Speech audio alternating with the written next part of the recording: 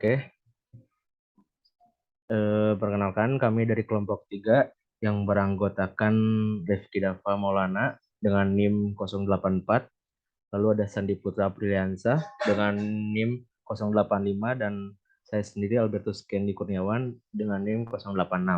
Di sini kami akan menjelaskan tentang lembaga, pelaku pasar modal, dan otoritas jasa keuangan.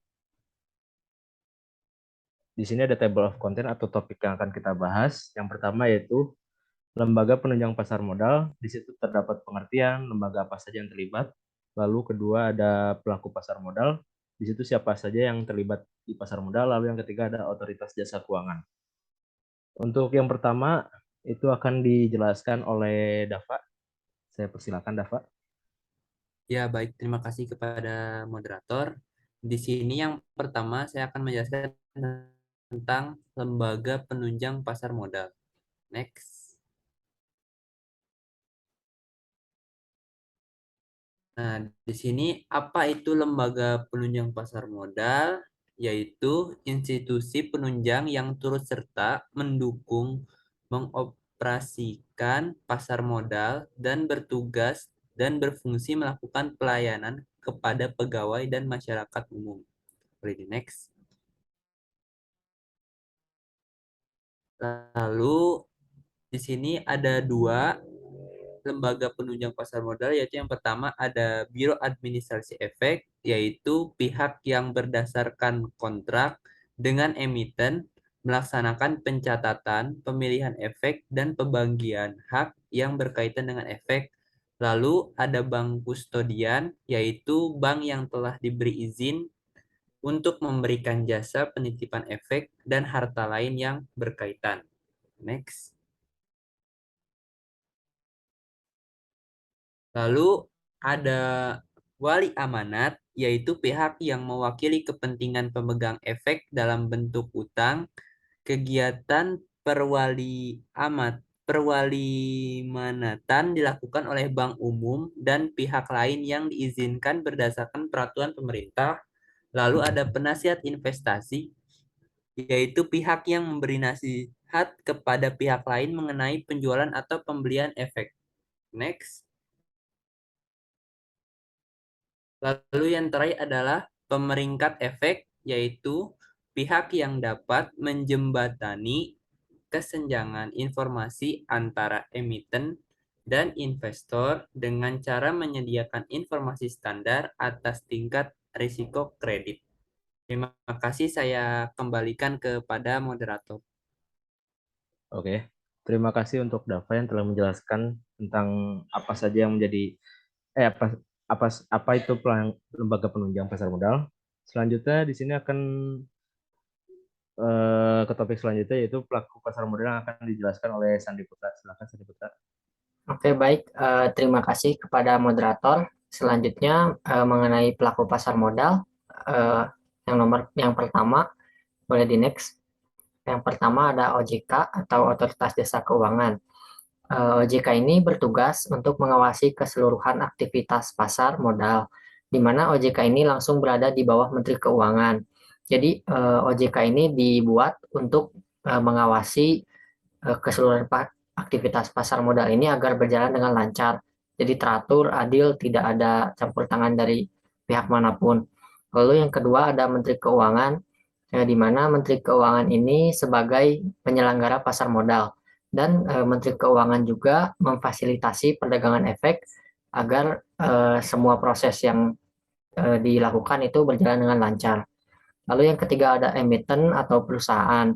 Emiten ini adalah pihak yang melakukan penjualan efek dan emiten ini wajib menerbitkan efek untuk mendapatkan pendanaan eksternal. Perusahaan ini melakukan penjualan efek ini dengan harapan bahwa akan banyak investor yang tertarik untuk menanamkan modal pada perusahaannya sehingga mereka akan mendapatkan pendanaan tambahan untuk memenuhi segala kewajiban yang perlu mereka bayarkan. Boleh di next. Lalu selanjutnya ada penjamin emisi. Nah, untuk penjamin emisi ini adalah pihak yang menjamin terjualnya efek yang ditawarkan oleh emiten ini sampai batas waktu tertentu. Jadi emisi ini bisa dibilang sebagai penjamin bahwa efek yang dikeluarkan oleh perusahaan ini akan tetap terjual dalam batas waktu tertentu, sehingga perusahaan akan yakin bahwa mereka akan mendapatkan pendanaan eksternal. Lalu ada investor.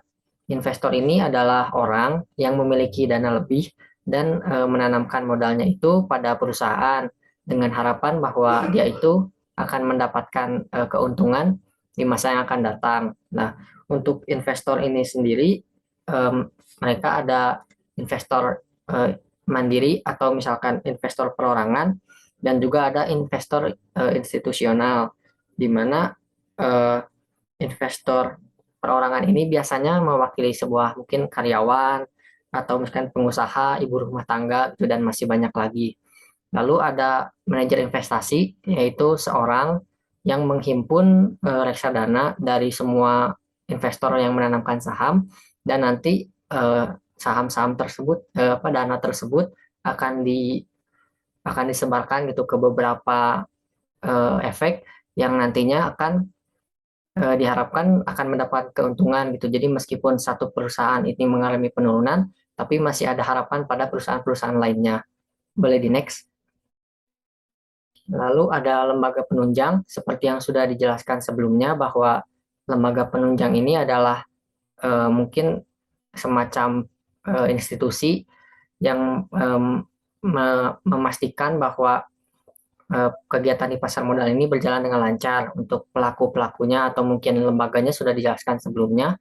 Lalu ada profesi penunjang pasar modal.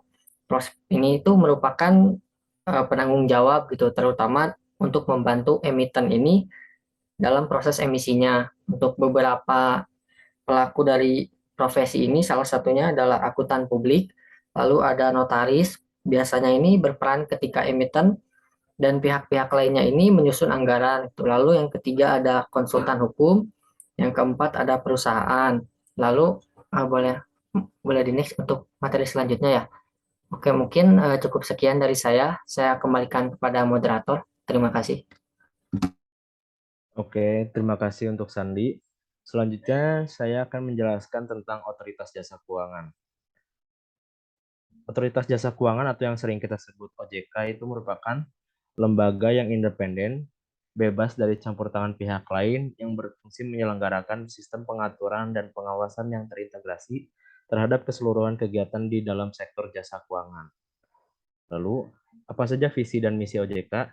Untuk visi OJK itu sendiri, itu menjadi lembaga pengawas industri jasa keuangan yang terpercaya melindungi kepentingan konsumen dan masyarakat dan mampu mewujudkan industri jasa keuangan menjadi pilar perekonomian nasional yang berdaya saing global serta dan memajukan kesejahteraan umum.